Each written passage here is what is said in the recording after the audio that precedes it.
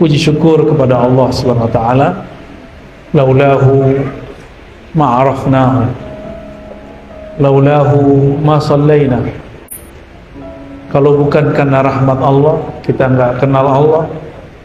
Kalau bukan karena rahmat dan kasih sayangnya, kita tidak bisa sholat pagi tadi.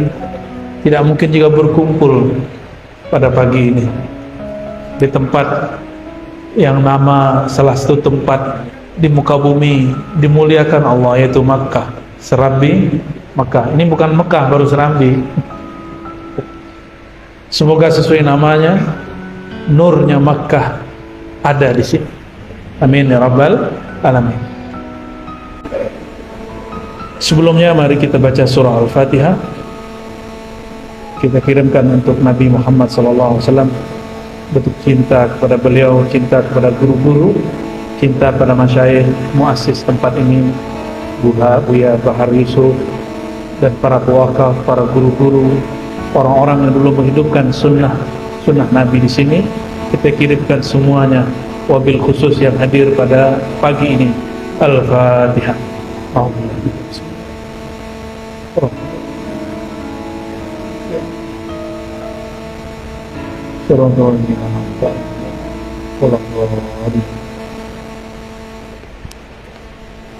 Di depan kami ada kitab Sayyiduna Muhammadun Rasulullah SAW, ditulis oleh Abdullah Sirajuddin Al-Husaini, Sayyid. Kalau orang di belakangnya ada Al-Husaini, Al-Hasani, berarti dia Sayyid. Cuma beliau ini tawadhu, gak ditulis As-Sayyidnya.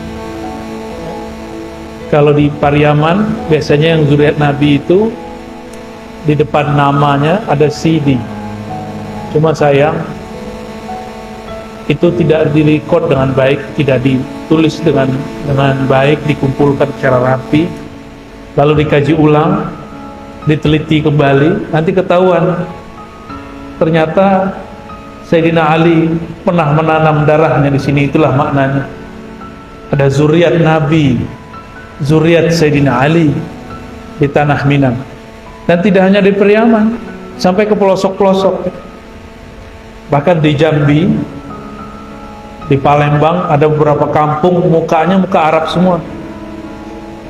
Kalau kita kan Arab maklum.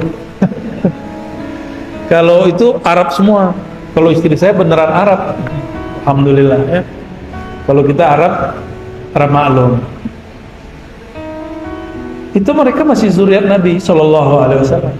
Karena zuriat Nabi ini sudah datang ke sini sejak abad pertama Hijriah. Sahabat-sahabat Nabi sudah datang ke Indonesia, dulu disebut Tanah Jawi, itu sejak abad pertama sudah ada. Maka di Aceh itu ada 1 atau 2 kuburan yang diyakini kuburan sahabat Rasulullah SAW. Masalah percaya nggak percaya itu urusan lain. Di Gresik ada nisan yang menunjukkan apa? Ada perempuan yang berasal dari abad pertama Hijriah, ya. Artinya negeri kita dahulu sudah banyak interaksi dengan Arab. Di Arab ada jahe nggak di Arab? Tapi kata jahe muncul di dalam bahasa Arab, yaitu zanjabil. Zanjabil, dan itu cuma tumbuh di daerah Katulistiwa. Di Arab tidak pernah tumbuh pohon yang kemudian digunakan untuk mengawetkan jasad, namanya kapur. Ini bukan cocok logi ya, ini sudah diteliti orang Barat. Di surat yang kita baca kalau subuh Jumat rakaat kedua surah Al-Insan disebutkan kafura.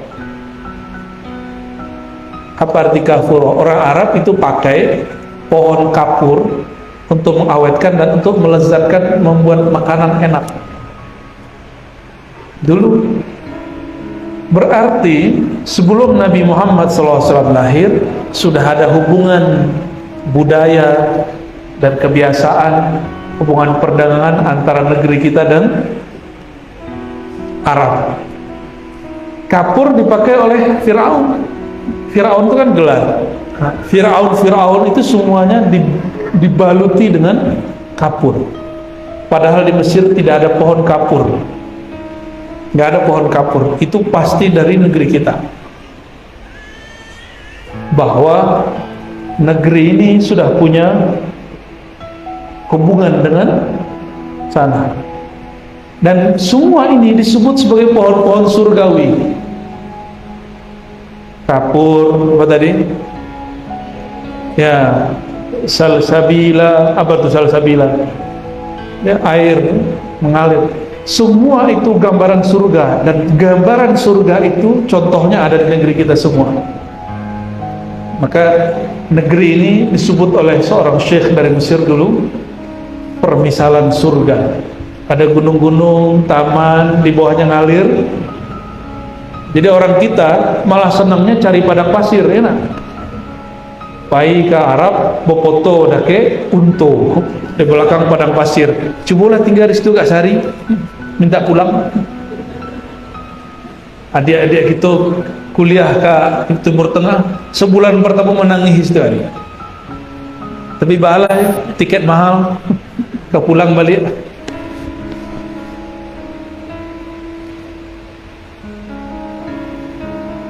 Para satis, para muhibbin Rasulullah SAW, saya dengar tempat ini diberkati dengan banyaknya para ulama dan para da'i yang datang. Saya belum pantas lah disebut ulama, belum pantas juga disebut wali Allah, tapi saya cinta ulama dan cinta semua wali-wali Allah. Kalau kita cinta, insya Allah nanti digabungkan dengan mereka. Kita akan membaca, mengambil berkah dari kitab ini, bab mahabbatus sahabah lin Nabi sallallahu alaihi wasallam. Bab mencintai sahabat, bab cintanya sahabat kepada Nabi Muhammad sallallahu alaihi wasallam.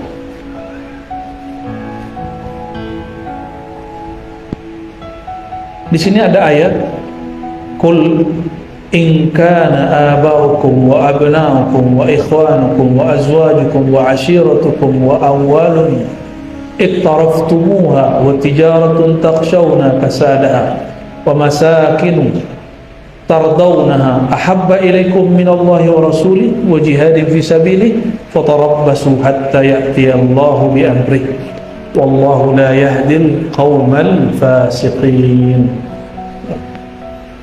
Katakanlah hai Muhammad sallallahu alaihi wasallam, jika ayah-ayah kamu, wahai para sahabat, wahai umat Muhammad, anak-anak kamu, orang tua kamu, saudara kamu, pasangan kamu, keluarga kamu, harta yang engkau tumpuk, perniagaan yang engkau khawatir rugi, dan rumah yang engkau senangi, lebih engkau cintai daripada Allah dan Rasulnya dan daripada jihad fisabilillah, fatarabbasu, maka tunggulah hatta ya'tiyallahu bi amri, sampai Allah mendatangkan urusannya.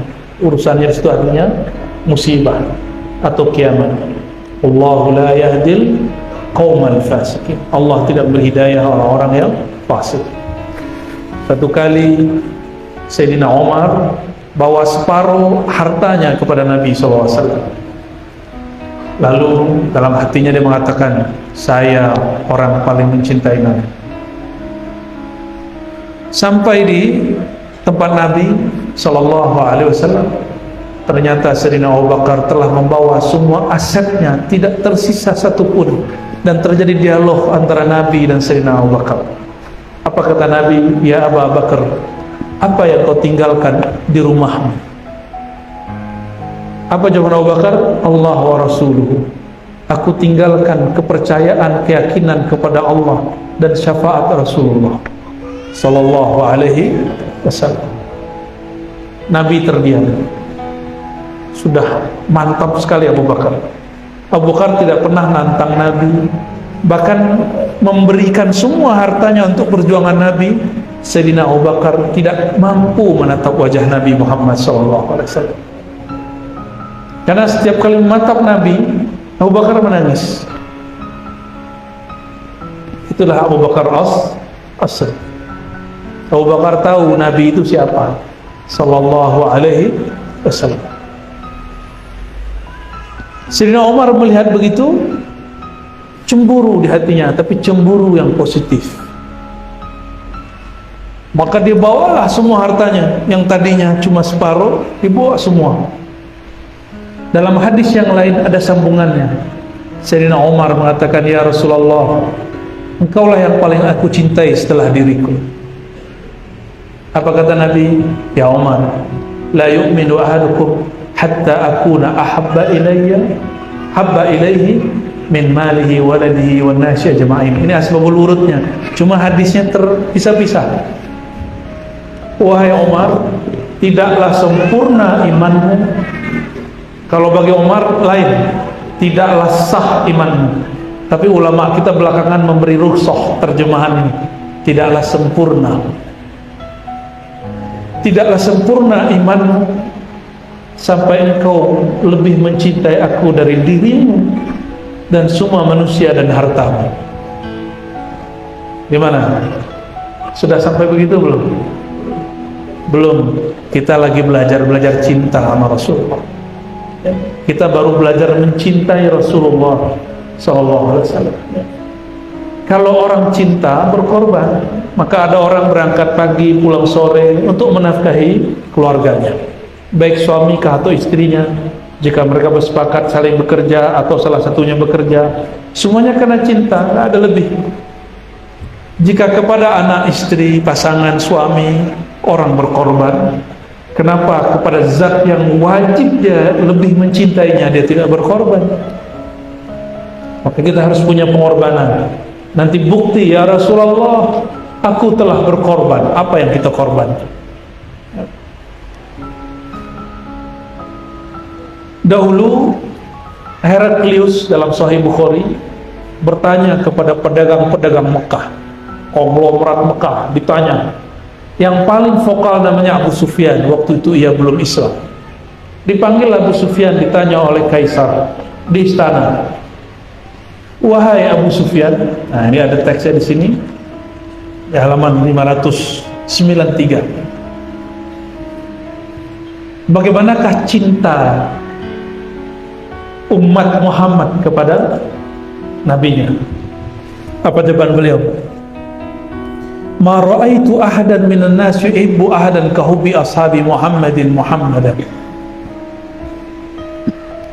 Tidak pernah sejauh aku berkeliling di dunia, kata Abu Sufyan, ini suka kemana-mana, ada orang mencintai sosok melebihi cintanya sahabat Nabi Muhammad sallallahu alaihi wasallam kepada Nabi Muhammad sallallahu alaihi wasallam. Kita kalau cinta seseorang kepikiran terus Buya. Soheng. Buya dulu kepikiran beliau. Kita kalau seneng, kita kepikiran terus. Keluar kota nggak bersamanya, kepikiran terus. Bekerja nggak ada dia, kita kepikiran terus. Begitulah. Tapi adakah kita merindukan Nabi Muhammad SAW lebih banyak daripada merindukan pasangan sallallahu alaihi wasallam? Ini kitab saya loncat-loncat aja. Ini ada kisah perempuan. Perang Uhud itu sahabat Nabi itu hanya 313. Dan waktu perang Uhud itu ada seorang perempuan punya ayah, punya saudara, dan punya suami, semuanya syahid fisabilillah. Dia sedih. Tapi ketika dikabarkan itu, yang terbayang bagi dia bukan suaminya, bukan ayahnya, bukan anaknya. Siapa yang dia tanyakan? Ma fu'ila bi Rasulillah. Apa yang terjadi pada kekasihku Rasulullah sallallahu alaihi wasallam? Mereka nggak tanya, ayahku sudah masuk surga, suamiku sudah masuk surga, anakku telah bertemu Tuhannya. Nggak bertanya lagi. Yang ditanya siapa? Kaifa fu'ila bi Rasulillah SAW. Apa yang terjadi pada Nabi Muhammad SAW? Lalu sahabat-sahabat mengabarkan, sahabat bingung, ini kok perempuan? Gak menanyakan keluarganya sama sekali. Lalu mereka mengatakan khairan bihamdillah, Nabi Muhammad baik-baik saja. Si perempuan itu matanya mulai berkaca-kaca, dia tanya, arunihi hatta anzura ilaih, pertemukan aku, perlihatkan aku sosok yang aku kasihi itu, Muhammad sallallahu alaihi wasallam, sehingga hatiku senang. Betulkah ia masih hidup atau ia telah tewas di medan juang? Lalu dibawalah dia ke hadapan Nabi Muhammad sallallahu alaihi wasallam. Dari jauh dia melihat Nabi, matanya langsung menetes. Apa kata beliau telah mendekat? Kullu musibatin ba'dak, ba'da salamatik, hayyinun haqir. Wahai Rasulullah, musibah apapun yang penting tidak mengenaimu wahai Rasulullah, itu kecil bagiku. Ayahandaku berpulang, kekasihku berpulang, anakku berpulang, yang penting engkau belum berpulang wahai Rasulullah, itu kebahagiaanku. Begitu dulu sahabat-sahabat Nabi mencintai Rasulullah sallallahu alaihi wasallam. Maka ibu-ibu ini kalau ke suaminya berjuang fisabilillah, dakwah, ngajar, atau suaminya menghabiskan uangnya untuk membantu orang, untuk berdakwah, nggak usah protes, jangan nanya nanti anak kita gimana, biarkan dia. Ya. Setiap suami dapat karamah, dapat kemuliaan dari Allah, istri ikut angkat, keluarga, orang tua semuanya diangkat. Nggak ada yang kita sanggup ya kayak gini, nggak ada yang sanggup. Saya hanya sanggup menceritakannya, itu pun menceritakannya nahan-nahan, karena awal membaca kisah ini kita nangis. Nah, menceritakannya saya mencoba agak sedikit waras sedikit, karena orang-orang yang cinta itu majnun, orang cinta itu gila, akalnya dihilangkan oleh Allah, yang muncul rasa. Maka muncullah kitab Laila Majnun. Itu bukan orang gila, itu yang ditulis oleh wali Allah tentang Laila Majnun, orang yang mabuk dalam cinta kepada Allah Subhanahu wa ta'ala.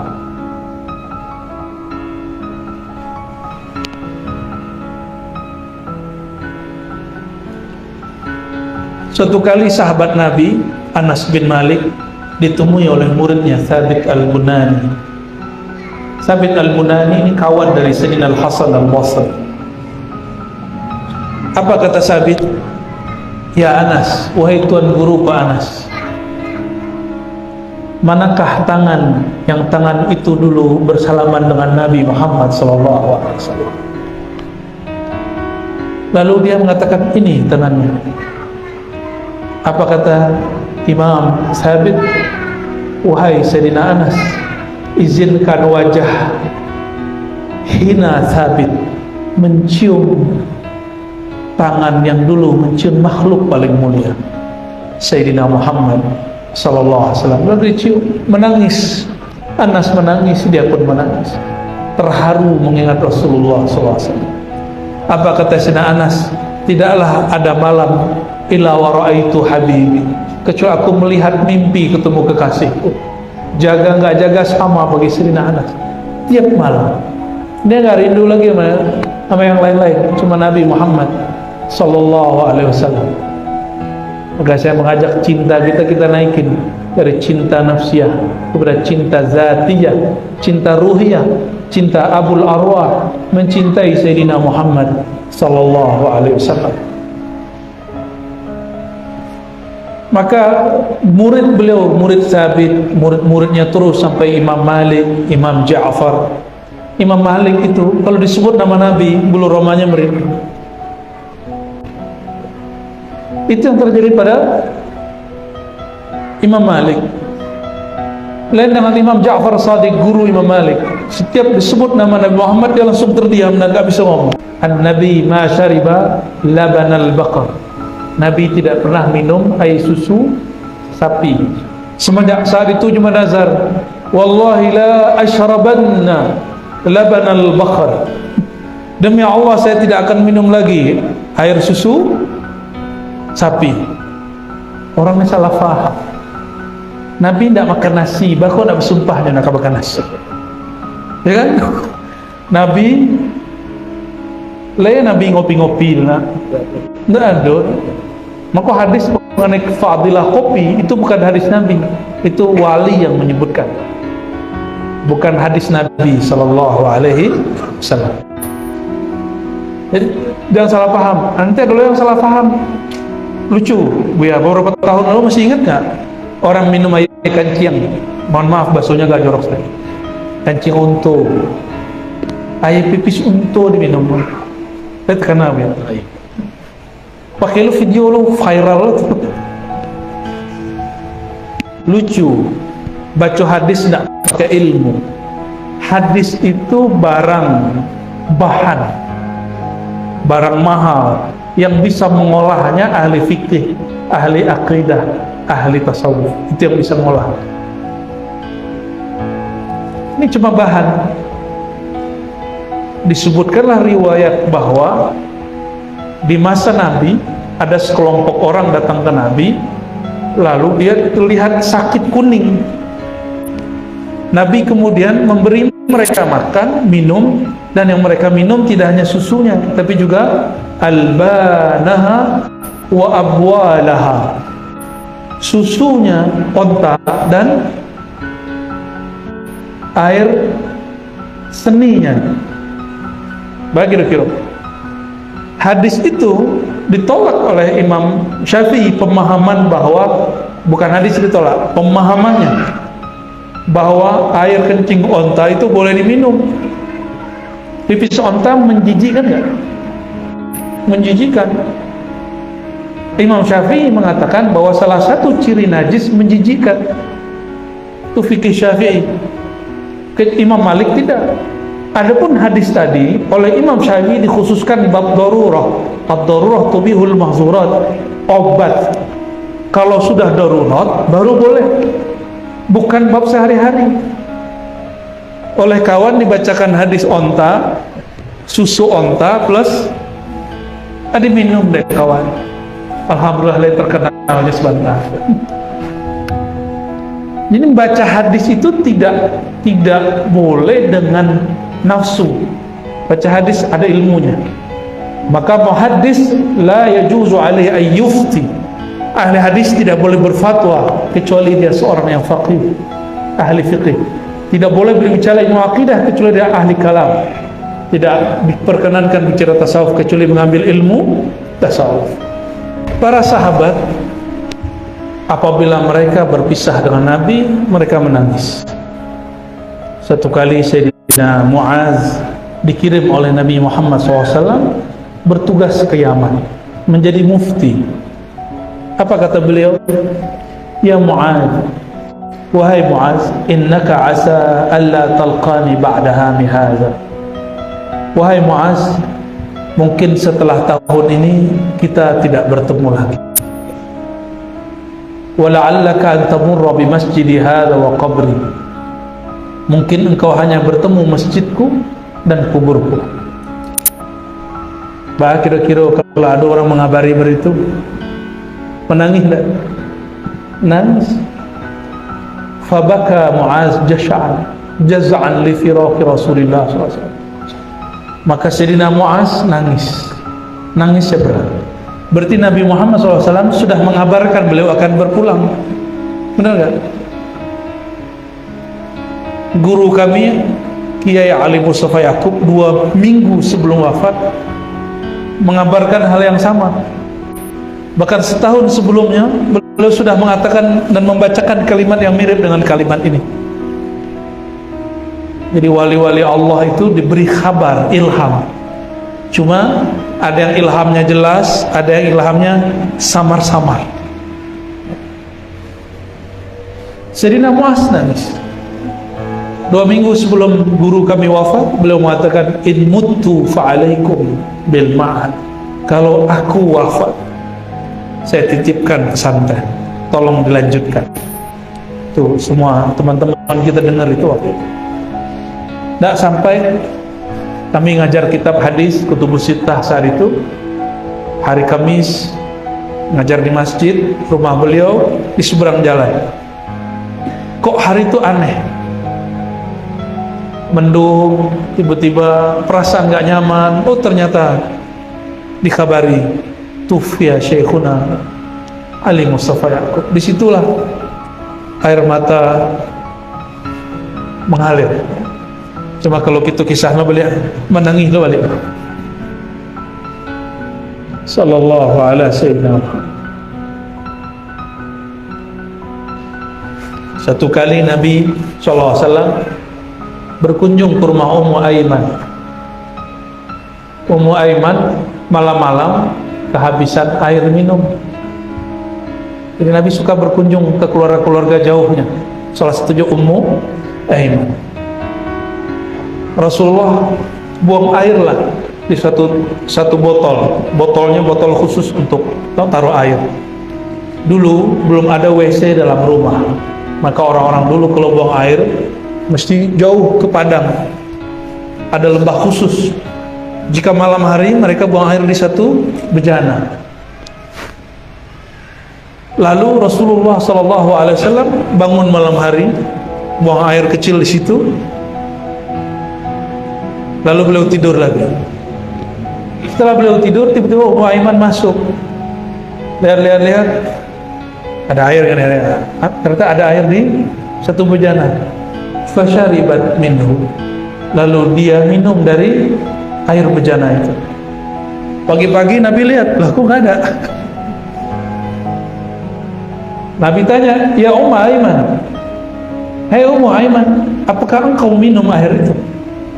Kata Umar, iya wahai Rasul. Malam tadi aku kehausan. Dulu kan tidak ada dispenser kan, tidak ada air galon, air aqua, apa namanya, tidak ada. Fasyaribtu min. Aku cari-cari, ketemu, aku minum. Nabi larang nggak? Apakah Nabi mau najis? Apa kata Nabi? Perutmu tidak akan pernah sakit selama-lamanya, wahai Ummu Aiman. Maka dalam mazhab Syafi'i ada satu qaul. Qaul ini tidak masyhur tapi ada. Jadi dalam mazhab Syafi'i ini kan ada mazhab untuk awam, ada khas. Ini yang khasnya. Para imam kita mengatakan apapun yang keluar dari tubuh Nabi khusus laisat binajis, tidaklah najis. Wa laisa minal hadatsain mutanajjisain. Yang keluar itu bukanlah hadas-hadas yang najis, khusus Nabi Muhammad SAW. Gimana cara bayanginnya? Pernah punya bayi atau megang bayi? Bayi yang belum mengkonsumsi kecuali air ASI ibunya, air susu ibunya, harum nggak? Terutama yang laki-laki.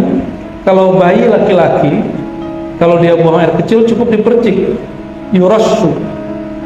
Kalau perempuan baru dibersihkan, baru dicuci, sama. Tapi tetap sama, tidak bau, malah harum. Nabi SAW tangannya kuat, tapi harum seperti bayi, bahkan lebih harum dari bayi. Nabi jika jalan di suatu tempat, di tempat itu jika beliau sudah tidak ada, tempat itu harum beberapa menit. Itulah tadi kenapa ada setiap mahal qiyam ada orang. Nah itu rahasianya ya. Itu sanadnya ke situ. Itu bukan buatan orang Yaman, itu bukan. Itu namanya simbolis, rumus ya, tasyabbuh bin Nabi SAW. Jadi sehingga ketika kita mahal qiyam kita merasakan seakan-akan Nabi melewati kita. Nah, dalam ilmu hipnosis itu dipakai oleh mereka, training motivator mereka menggunakan itu, bau, harum, video, suasana itu akan mengingatkan kepada hal-hal yang paling kita sukai dan cintai.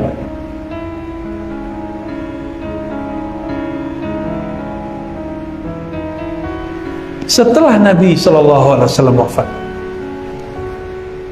Sayyidina Abu Bakar berkalam kepada Sayyidina Umar, ya Umar, ayo kita berziarah, berkunjung kepada Ummu Aiman seperti dulu Rasulullah berkunjung kepada Ummu Aiman.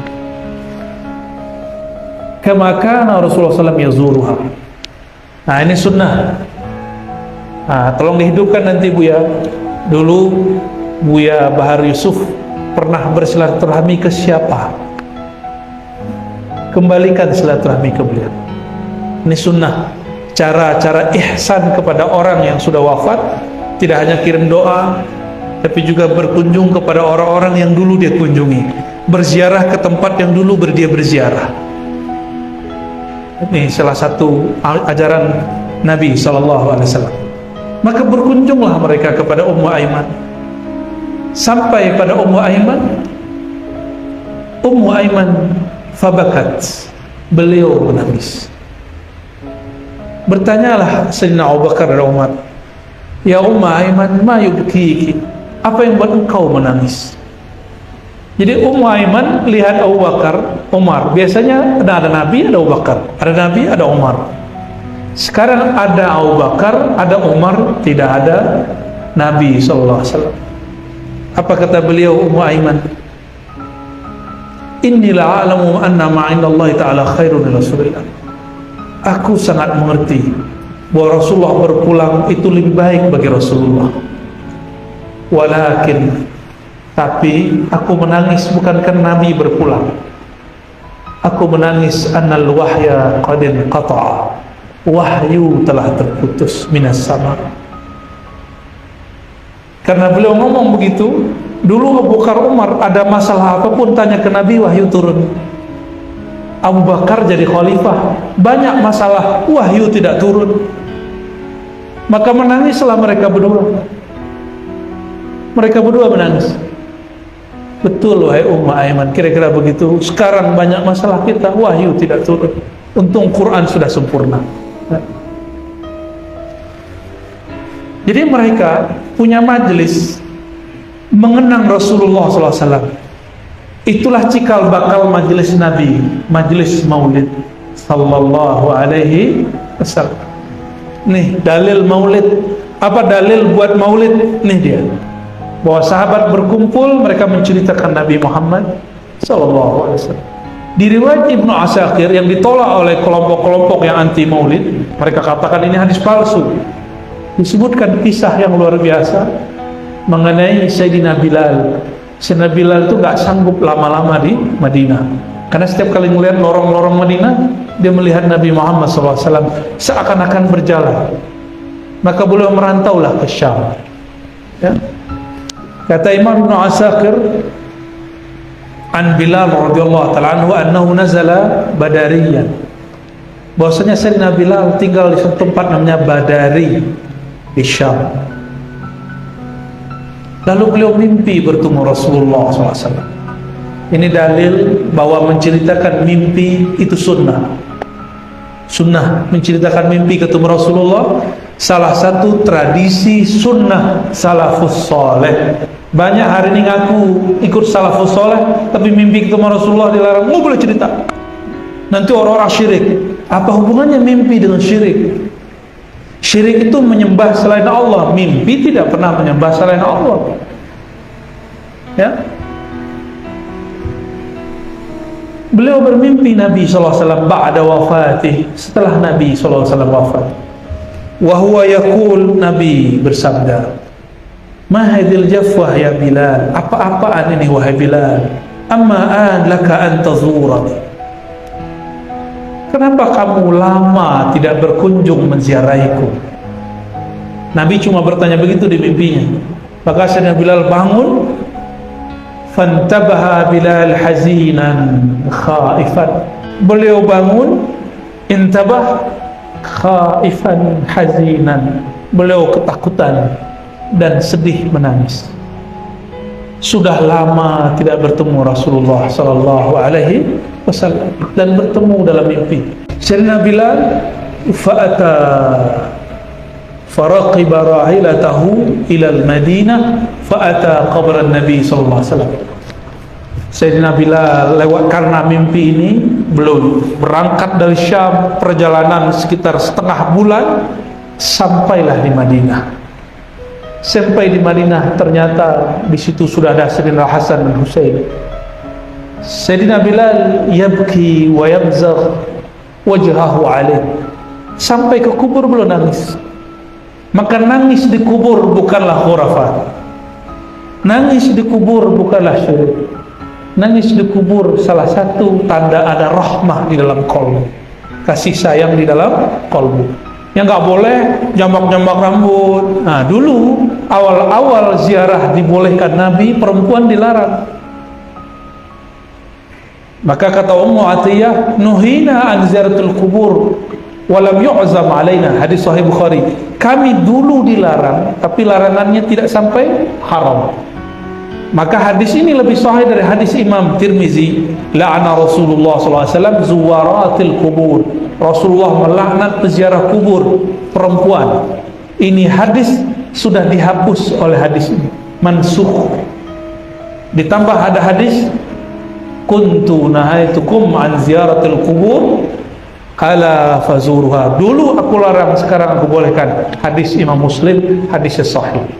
Cuma syaratnya gitu, kalau perempuan harus ditemani oleh teman perempuannya atau mahramnya. Kalau nggak nanti nyambak-nyambak rambut, nangis nanti copot jilbabnya, ya. Nah, itu yang nggak boleh, ya. Kalau kuat lanjut, kalau nggak kuat nggak usah. Fa'aqbal al-Hasan wal Husain radhiyallahu ta'ala anhu faja'ala Bilal yadummuhuma wa yuqabbiluhuma. Datanglah Sayyidina Hasan dan Husain menemui beliau, Sayyidina Bilal. Yang paling mirip dengan Nabi siapa? Sayyidina Hasan. Tapi yang mirip dengan Sayyidah Fatimah, Sayyidina Husain. Maka beliau tidak tahan, ingin memeluk mereka, dipeluk, dicium-cium semuanya. Karena dulu Al-Hasan wal Husain main-main, yang menjaga adalah Bilal. Dipeluk, nangis, dan mereka itulah reuni Maulid Nabi Muhammad SAW. Mereka berkisahlah tentang Nabi. Ya. Apa kata Sayyidina Al-Hasan Husain? Natamanna nasma adhanaka alladhi tu'azzinu bihi li Rasulillah sallallahu alaihi wasallam. Wahai Sayyidina Bilal, kami berharap engkau berazan seperti dulu engkau berazan untuk Nabi Muhammad sallallahu alaihi wasallam. Fa'ala sathal masjid. Lalu beliau naik ke tempat. Jadi dulu karena tidak ada mikrofon, ada tempat khusus muazin tinggi. Di situ Sayyidina Bilal azan. Dulu tidak ada mikrofon karena tidak ada suara bising, tidak ada suara motor, tidak ada suara musik. Maka kalau ada orang azan, itu bisa radius sekian kilo terdengar. Maka mulailah beliau berazan. Falamma qala Allahu Akbar, irtahabbat al-Madinah, irtajjat al-Madinah. Ketika beliau azan, bergetarlah seluruh isi Madinah. Ibu-ibu yang tadi lagi masak, berhenti masak, keluar. Abu Ita Muhammadun sallallahu alaihi wasallam. Apakah Muhammad kembali Allah bangkitkan? Anak-anak bingung, ada apa dengan ibu-ibu? Orang-orang tua semua keluar. Mereka berkumpul di masjid mendengarkan Sayyidina Bilal berazan. Tapi sampai di asyhadu anna Muhammadar Rasulullah, kharajat al-awatiq, an-nisa min khudurin wa qalu Abu Isa Rasulullah sallallahu alaihi wasallam. Fama ru'ya yawm akthar bakian wala baqiya bil Madinah ba'dahu akthar min dhalika al-yawm. Di saat beliau membaca asyhadu anna Muhammadar Rasulullah, semua orang-orang di Madinah datang ke masjid dan semuanya menangisi Rasulullah sallallahu alaihi wasallam. Kata beliau di sini, tidak ada lagi nangis berjamaah melebihi nangisnya saat itu. Maka merindukan Nabi, menangisi Rasulullah bagian daripada salah satu ahwal, cara para ulama sahabat mengingat Nabi Muhammad sallallahu alaihi wasallam. Allahumma sholli ala sayyidina Muhammad. Berdasarkan teks ini, para ulama kita mengatakan rindu itu akan tambah kuat jika kita mendengarkan suara merdu, yang suara merdu itu dulu hadir orang yang kita kasihi. Makanya banyaklah orang-orang kalau rindu kepada kekasihnya, dia dengarkan lagu-lagu. Kalau sahabat rindu, yang mereka dengarkan adalah azan Sayyidina Bilal. Itu boleh disebut nangis berjamaah, sekota Madinah nangis. Anak-anak muda pun yang gak mengerti, mereka pun ikut nangis. Melihat orang tuanya merindukan Nabi SAW, mereka pun nangis. Dahulu, beberapa tahun lalu, kira-kira tahun-tahun 60, 70, 80, itu ada seorang syekh namanya Syekh Al-Buti, nulis kitab Fiqhus Sirah, fikih sirah, memahami sirah Nabi Muhammad SAW. Itu buku terbaik menurut kami tentang perjalanan Nabi Muhammad SAW. Silakan dikaji, dibaca, sudah ada terjemahannya. Apa kata beliau? Disebutkanlah beberapa hadis bahwa para sahabat bertabarruk. Apa tabarruk? Tabarraka ya tabarraku tabarrukan, mengambil berkah. Kata kawan, berkah itu dari Allah. Betul. Bukan berarti berkah itu tidak turun kepada makhluk. Kalimat yang benar, tapi maksud dia batil. Dia menyebut kalimat itu untuk melarang orang bertabarruk. Ya, padahal berkah Allah turunkan ke langit, ke bumi. Sayyidina Anas, ini indahnya hidup Sayyidina Anas. Yang dia pegang tidak hanya tangan Nabi. Nabi meninggal, dia simpan rambut Nabi. Nabi meninggal, dia simpan satu tongkat Nabi, namanya Usayyah, tongkat kecil. Pada Sayyidina Anas belum tua. Itulah dalil guru walaupun belum 40 tahun disunahkan bawa tongkat. Nah, Buya kalau pas maulid bawa tongkat Buya, ya. Ada tongkat Buya, nanti kita kasih ijazah musasal bil asa. Dibawa setiap maulid minimal, atau pas ngajar ta'lim yang sifatnya khas, ya, dibawa tongkat. Sayyidina Anas meninggal, dulu tongkat Rasulullah dipegang kemana-mana. Beruntungnya tongkat ini membersamai Nabi, tapi ada kayu yang kurang faham bab peruntungan, tapi dia lumayan beruntung, yaitu sandaran Nabi. Kayu yang dulu sandaran Nabi, ketika Nabi dibuatkan mimbar, kayu itu menangis dan didengar oleh semua orang di masjid. Nah, inilah karomah sahabat. Sahabat mampu mendengarkan tangisnya pohon. Berkalamlah Nabi kepada pohon, kepada kayu yang jadi sandaran. Dia elus-elus, lalu diamlah dia. Ayatuhan nakhlah, wahai kayu kurma, kayunya dari kurma, maukah engkau aku tawarkan satu, bersamaku tetap jadi sandaranku atau masuk surga? Sayangnya sang kayu tidak punya akal, maka dia pilih surga. Padahal yang jadi sandaran dia itulah yang megang kunci surga. Dek kayu indah barakah. Tapi kayu yang satu ini nggak pernah protes. Kayu yang di tangan Nabi, Usayyah, tongkat kecil. Tongkat itu sampai Nabi wafat masih bersama Nabi dan diwariskan ke Sayyidina Anas radhiyallahu taala anhu. Maka memelihara warisan-warisan guru, warisan-warisan masyayikh itu bagian dari sunnah sahabat Nabi Muhammad SAW. Kata Sayyidina Anas, ini rambut Nabi SAW, disimpan di rambut Nabi. Rambut itu dia peroleh dari ayahnya Abu Tolha. Abu Tolha adalah orang, kalau sekarang disebut mutawif, yang menjaga Nabi ketika lagi umroh dan haji. Waktu tahallul, Nabi nggak kayak orang kita hari ini. Tahallul nggak pernah mau botak, takut berkurang namanya kurang gantengnya. bakurang rancaknya, padahal rancak di muku bukan di rambut. Jadi siapa yang umroh haji laki-laki tahallul potong, karena Nabi mendoakan 3 kali rahmat. Allah marham al-muhallakin, para istri-istri ini, perempuan-perempuan punya saudara laki-laki umroh botaan kepala suami itu, ya, sampaikan, kamu tetap indah gagah di wajahku walaupun kepalamu botak.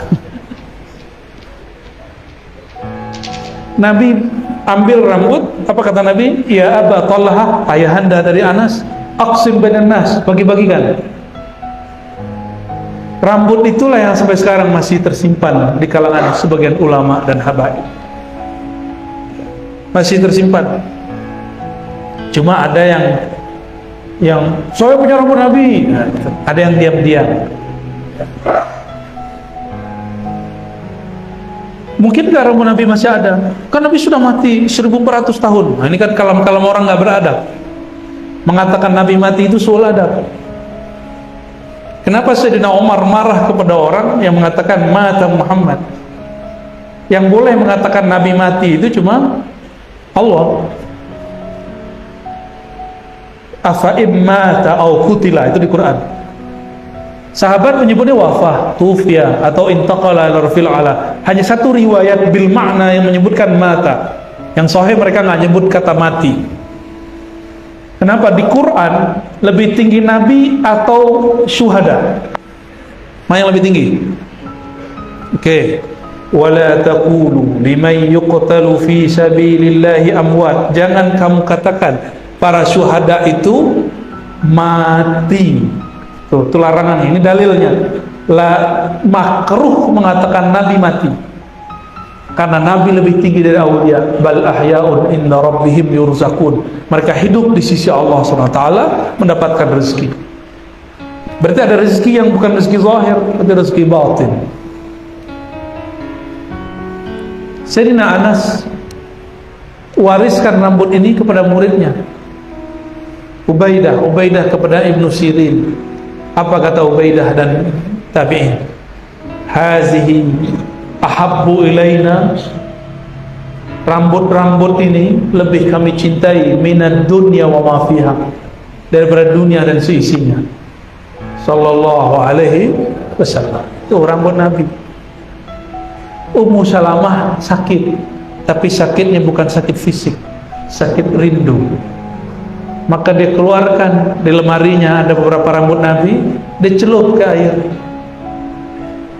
Dia sapalah Rasulullah dalam salawat-salawatnya, rambut Nabi disimpan, lalu air diminum, langsung sembuh. Sallallahu alaihi wasallam. Syirik nah. Kalau syirik, sahabat Nabi, istri Nabi syirik dong. Syirik itu hanya dua, syirik menyembah selain Allah dan meyakini ada kekuatan sebanding Allah, itu syirik. Jadi ada syirik, ada dua. Satu, menyembah selain Allah, meyakini ada kekuatan sebanding dengan Allah. Adakah umat Nabi Muhammad yang membandingkan Nabi Muhammad dengan Allah? Ada nggak? Nggak ada. Maka di dalam Burdah ya, dikatakan, jangan engkau yakini Nabi Muhammad itu seperti orang Nasrani meyakini Nabi Isa. Jika engkau paham bab ini, maka pujilah dia sesukamu. Itu bukanlah syirik. Bagi yang salah faham, yang mengatakan memuji beliau, mengingat beliau, tabaruk itu syirik, dia tidak membaca Sahih Bukhari, Muslim, Bukhari, Tirmizi. Syekh Al-Buti mengatakan bahwa tabarruk, mengambil berkah Nabi SAW, baik fisik ataupun non fisik, itu sunnah masyru'ah, sunnah yang disyariatkan Nabi Sallallahu Alaihi Wasallam ya. Lain dengan seorang syekh, dia sebutlah oleh Syekh Al-Buti di situ, orang yang menganggap bahwa bertabaruk itu syirik, namanya Syekh Albani. Nah, dulu saya memfavoritkan Syekh Albani, tapi setelah bertemu dengan anak Syekh Al-Buti, saya mulailah sadar bahwa Syekh Albani ini perlu dikritisi. Dan Syekh Al-Buti mengkritisinya dahsyat sekali. Kata Syekh Albani, nggak boleh tabaruk itu syirik, Ternyata Syekh Albani tidak ngaji akidah dengan mendalam, sehingga menganggap syirik yang bukan syirik. Tawassul syirik, tawassul dengan orang yang mati dan tidak hadir syirik.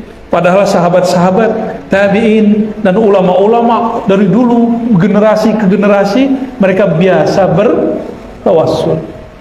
Disitulah saya mengkritisi Zakir Naik dan orang nggak mau paham. Kita pencinta kajian Zakir Naik, kristologi, tapi kalau dia masuk ke bab akidah, dia bukan seorang ahli akidah, dia dokter. Perlu kita kritisi. Yang nggak boleh dikritisi cuma Rasulullah SAW.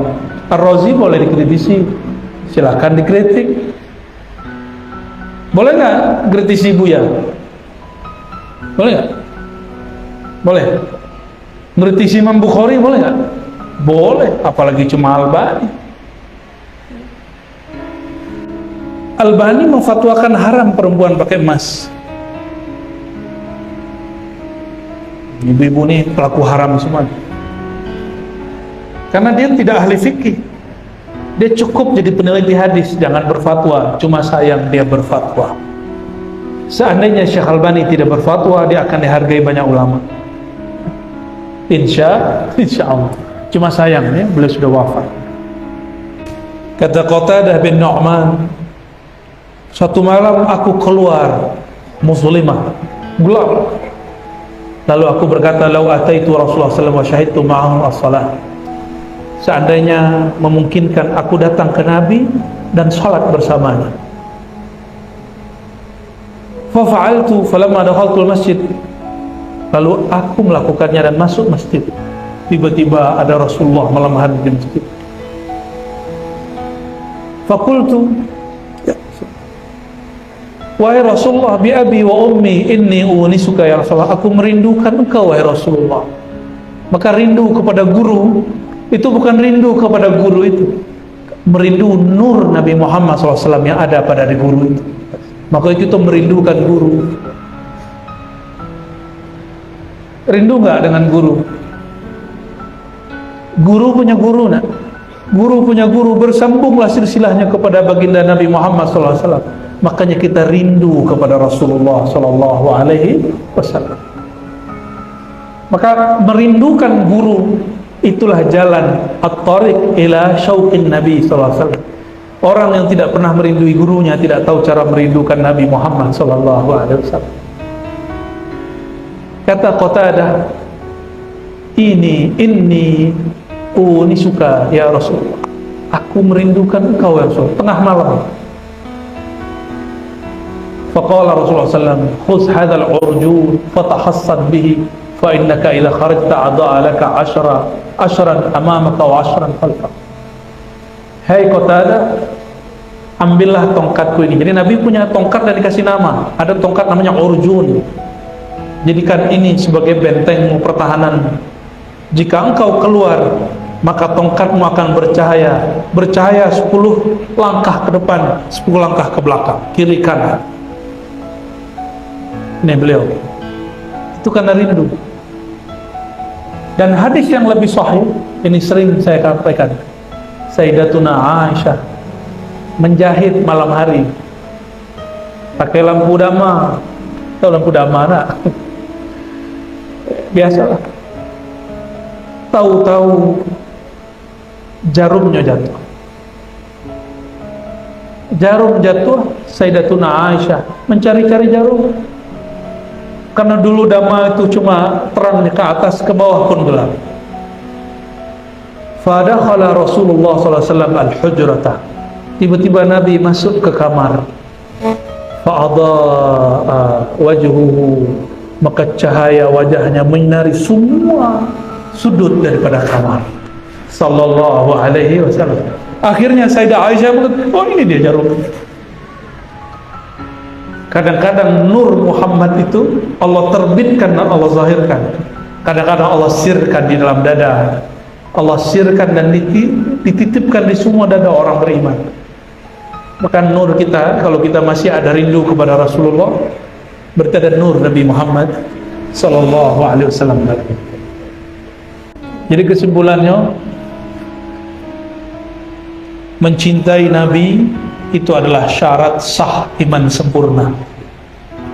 Dan mencinta mesti ada pengorbanan, korban waktu, korban harta, korban perasaan. Nabi adalah orang yang paling banyak berkorban. Jadi jika ingin menghidupkan majelis-majelis sunnah Nabi, maka kita akan dituduh bid'ah, akan dicaci maki, akan dianggap sesat. Siap-siap jalan, ya. Tapi tenang, yang penting penduduk langit mencintai kita. Penduduk langit tidak mungkin mencintai kecuali yang memiliki langit dan bumi mencintai, ya.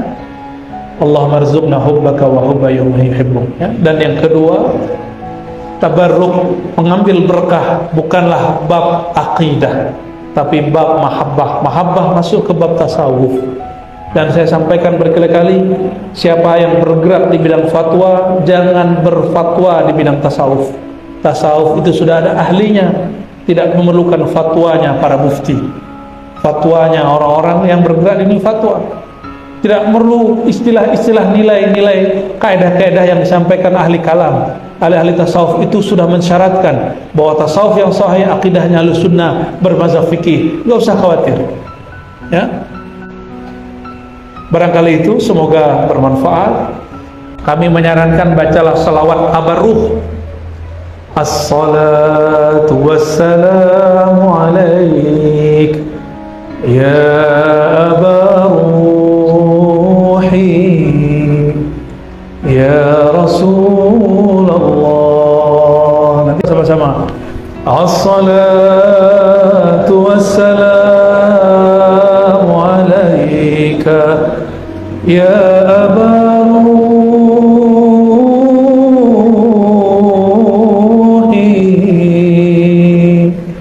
ya Rasulullah.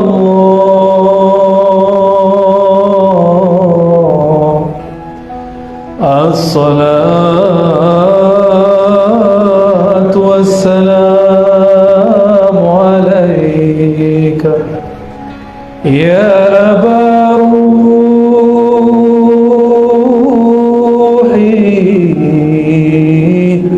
ya Rasulullah. Salam atas engkau, wahai ayahanda ruh kami. Itu dibaca berulang-ulang. Yang penting membuat jiwa kemudian tenang, merindukan Nabi Muhammad SAW. Dalam kerinduan itu muncullah nur Nabi Muhammad SAW. Syukur-syukur Allah kasih pertemuan dengan beliau, ya. Insya bid'ah tidak sholat begitu, enggak. Di Simtud Duror, di bagian doa khatam ada lafaz Nabi Muhammad disebut al-ab al-akbar. Al-ab al-akbar, temu nggak? Doa khatam, temu? Apa arti al-abul akbar? Abi, aba, abu, ayahanda, akbar yang agung, ayahanda ruhku. Maka salah satu nama Rasulullah Abur Ruh atau Abul Arwah, bapak ayahanda sekalian ruh. Silakan diamalkan itu berulang-ulang, terutama hari Jumat, malam Jumat, ya. Kalau kami mulainya kalau lagi mau zikir, jadi murid yang hatinya keras, ilmu kebatinannya banyak, tidak sempat dimandikan, dibersihkan, bersihkan pakai sholawat. Istighfarkan, sholawat. Adakah yang lebih besar daripada sholat Nabi Muhammad Sallallahu Alaihi Wasallam? Satu sholawat 10 keberkahan. Kalau tulus bisa Allah lipat gandakan, ya. Jadi silakan diamalkan. Kita menyebut dengan istilah lain sholawat kerinduan, ya. Jadi jangan sholawat hanya sebatas mencari pahala, tapi sholawatlah dengan ruh dan jiwa. Rasulullah setiap kali ada masalah beliau membaca doa La ilaha illallahul azimul halim, La ilaha illallah rabbul arshil azim, La ilaha illallah rabbus samawati wa rabbul ardi wa rabbul arshil karim. Hadis Bukhari Muslim. Tiada yang berhak disembah, tiadalah yang mencipta aku kecuali Allah, tiada yang mengurus aku kecuali Allah. Rabbul Arsyil Azim. Jangankan diriku, aras yang meliputi alam semesta pun itu sanggup dia urus, apalagi cuma urusan kecilku. La ilaha illallah Rabbus samawati wal ard. Tidak ada yang menciptakan langit dan bumi kecuali Allah. Langit bumi pun Allah urus, apalagi cuma urusan kecilku. La ilaha illallah Rabbus samawati wal ardi wal arsyil karim. Ditutup dengan kata karim. Allah itu yang mengatur arasy yang agung, lalu karim. Karim itu pemurah. Maka kita berdoa, ya Allah, dengan kemurahan-Mu mudahkanlah semua urusanku. Jadi doa itu menghilangkan kepanikan. Jangankan urusan yang besar, urusan kita yang besar, yang lebih besar dari urusan ini Allah selesaikan, yaitu langit dan bumi. Apalagi cuma urusan hati, urusan patah hati, urusan rezeki, urusan rumah tangga, urusan bermasyarakat, dicaci maki, dipuji, itu urusan kecil. Ini amalan Nabi Muhammad SAW. Ya, itu ada di istighosah yang diamalkan ulama-ulama Ahlussunnah di Jawa. Ya, coba agak panjang. Nah, silakan diamalkan itu. Ya, tafadhal.